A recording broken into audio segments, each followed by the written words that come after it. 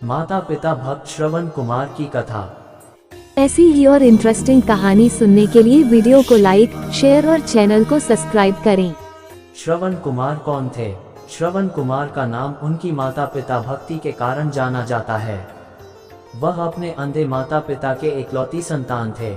एक बार जब वह अपने माता पिता के लिए जलाशय से जल लेने के लिए गए तब राजा दशरथ के एक बाण के कारण उनकी मृत्यु हो गई थी। जब भी बात माता पिता की सेवा करने की आती है तो श्रवण कुमार का नाम सबसे पहले आता है। ये बात त्रेतायुग की है, जब भगवान राम के जन्म से थोड़े समय पहले श्रवण कुमार नाम का एक लड़का था। श्रवण कुमार के माता पिता अंधे थे, इसलिए उन्होंने बड़ी ही मुश्किलों और कठिनाइयों से लड़ते हुए श्रवण कुमार को पाला था।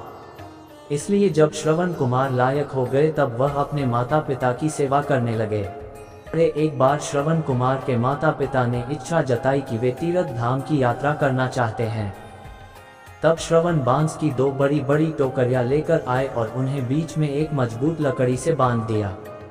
इस तरह वह एक तराजू की तरह बन गया, जिसमें उन्होंने एक टोकरी में अपनी माता को बिठाया था तो दूसरी टोकरी में अपने पिता को बिठाया और लकड़ी के बीच में अपना कंधा लगाकर उठा लिया और अपने माता पिता को तीर्थ धाम की यात्रा पर लेकर चले गए। जब लोगों ने ये देखा कि एक पुत्र अपने अंधे माता पिता की किस तरह सेवा कर रहा है तो उनका नाम मातृपितृ भक्त श्रवण के रूप में प्रख्यात हुआ। श्रवण हर रोज काम करने के लिए घर से निकल जाते थे। इसके बाद वह जंगल से लकड़ियां काटने के लिए जाते और अपना चूल्हा जलाने के लिए लकड़ियां जंगल से बटोर कर लाते। उसके बाद चूल्हा जलाने के बाद वह अपने माता पिता के लिए खाना बनाते। श्रवण इतनी मेहनत करते देख उनके माता पिता हमेशा ये सोचते थे कि वह कब इस उलझन से मुक्त हो पाएंगे। श्रवण की माता घर के काम करने के लिए श्रवण को मना करती, लेकिन फिर भी श्रवण कुमार अपना कर्तव्य मानकर घर और बाहर का हर काम स्वयं करते थे। श्रवण कुमार की मृत्यु कैसे हुई?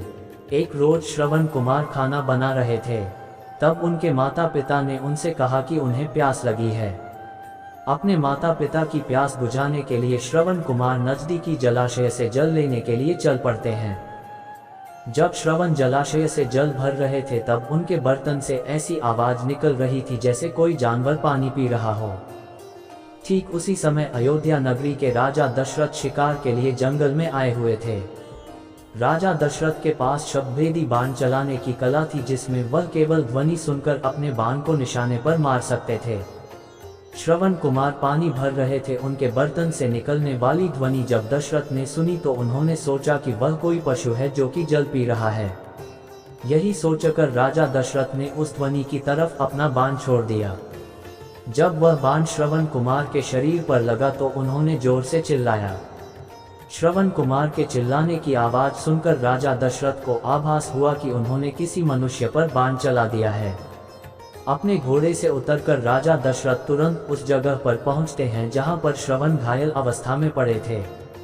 राजा दशरथ को अपने किए पर ग्लानि महसूस होती है और वह मन ही मन बहुत दुखी होते हैं और श्रवण कुमार से क्षमा मांगने लगते हैं। श्रवण कुमार उन्हें धीरज बंधाते हुए कहता है कि महात्मा, आप जो भी हो, मेरा केवल इतना काम कर दीजिए। मेरे माता पिता अंधे हैं तथा वह नजदीकी कुटिया में मेरी प्रतीक्षा कर रहे होंगे। आप यह जल ले जाइए और उनको पिला दीजिए। ये कहकर श्रवण अपने प्राण त्याग देते हैं।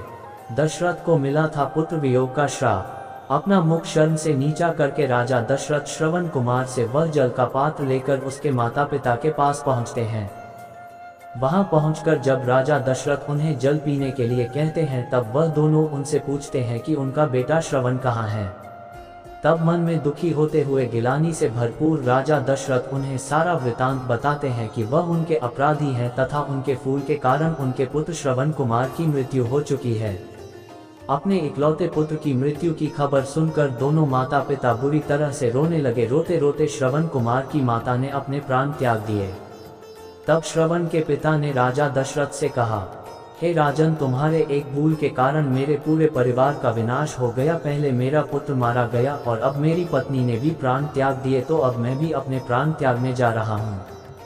इसलिए मैं तुझे श्राप देता हूँ कि जिस तरह आज मैंने अपने पुत्र के वियोग में अपने प्राण त्यागे हैं, उसी तरह तू भी भविष्य में एक दिन अपने पुत्र के वियोग में प्राण त्याग देगा। राजा दशरथ को ये श्राप देते हुए श्रवण के पिता भी अपने प्राण त्याग देते हैं।